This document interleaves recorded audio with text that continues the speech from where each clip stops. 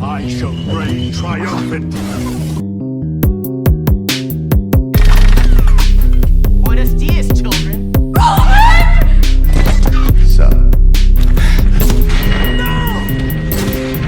Hell, you're all gonna be doing that.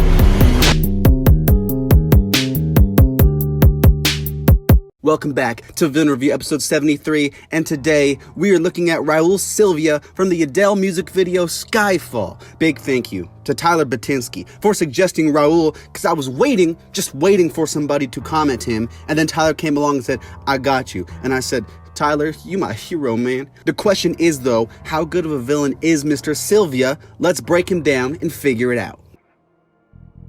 Lo deja con your word. Mala.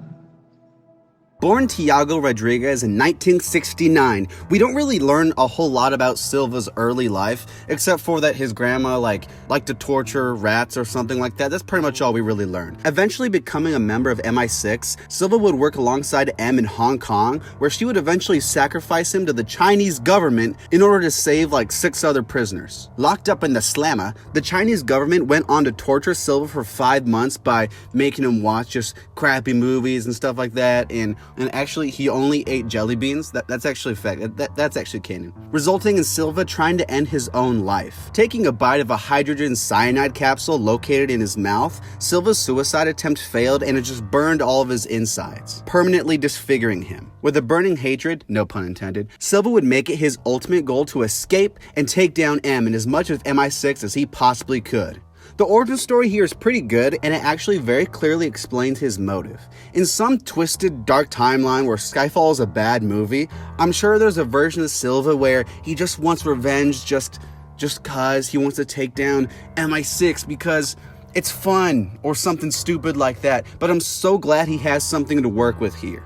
It makes me feel just a little bad for Silva. I know people get mad when I say that, but it's true. And it also throws a hint of suspicion in with M when it comes to Bond. Revenge motives can kind of be played out, and the way to make them unique is by adding lots of layers like an ogre, and then fleshing out all the characters involved. But now they don't eat coconut anymore.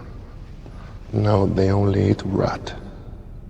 I got 2 words for you. Javier Bardem is an awesome actor. Oh, guys, my bad, that was 3 words. I honestly feel like after all these years of dropping just awesome performances, Javier Bardem still does not get the respect my man deserves. Come on, people. What are y'all doing? That being said, let me talk my man up a little bit. Just a little bit. The dude in this movie is phenomenal. As far as performance goes, the guy is near perfect. The character of Silva is always going back and forth from just sinister to cunning, and Bardem plays both sides wonderfully.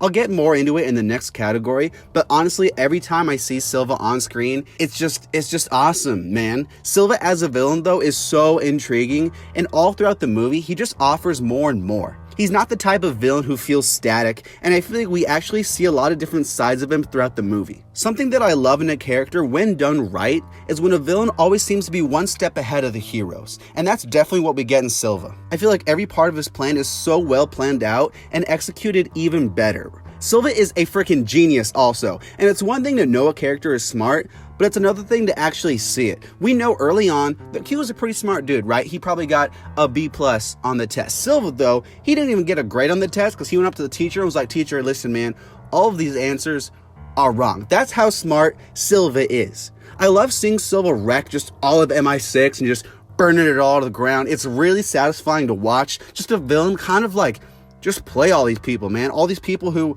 thus far have been always on top of the game. As smart as he is, though, he still feels human and isn't prone to letting his emotions get to him. It makes him feel real because we've all been there, guys. We've all been in that situation where we're fighting our mortal enemy in a burning lodge in Scotland. We've all been there. Actually, fun fact, I was doing that last night. Actually, that's how I spend all my Saturday nights. Don't tell my mom. I won't miss next time, Mr. Silva. Not bad. Not bad, James, for a physical wreck.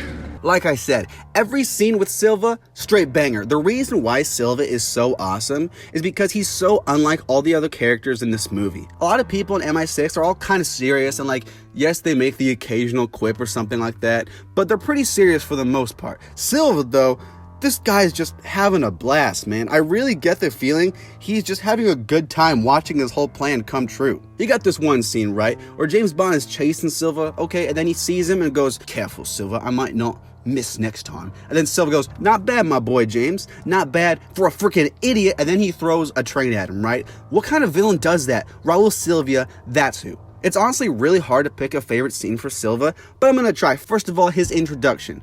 Okay, it's shot really well, and the monologue is performed also to perfection. It also pertains to the story at hand, and it just serves as a really good intro for the character. Also, that scene where he takes his mouth out, yeah, that sounds weird, but that's almost exactly what happens. That's creepy as heck, man. Great scene. I also really like when he plays that game with James Bond, because I think it shows really well what kind of character Silva is. Basically, he takes Bond outside, right, and there's this girl, and he's like, "All right, girl, I'm gonna put this drink on your head," and then he does, and then he's like, "Okay, James, first one to knock the glass off her head wins." My turn. I win. That's a good scene.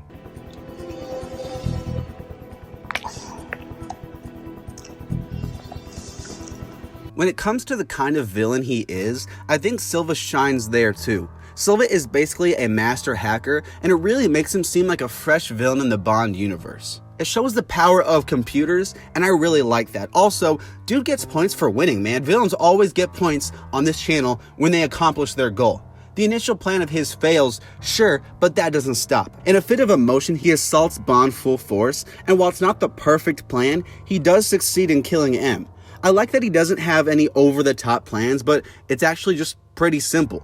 The guy's ruthless though, and he has no problem killing whoever and however many people he needs to accomplish his goal. That's when a villain is really scary, in my opinion, when they will do whatever it takes to accomplish their goal. They will not do the mission in Spider-Man 2 where you save the kid's balloon. They will just skip in line at Chipotle. They will do all these things. Those are the really creepy villains. It's kind of like he doesn't have to play by the social contract that Bond and all the other characters have to play by.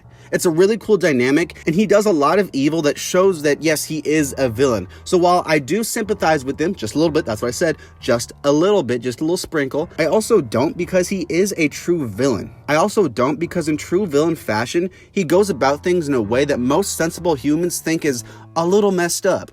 It's a perfect way to balance that evil, sympathetic dynamic, and he's all the better villain for it.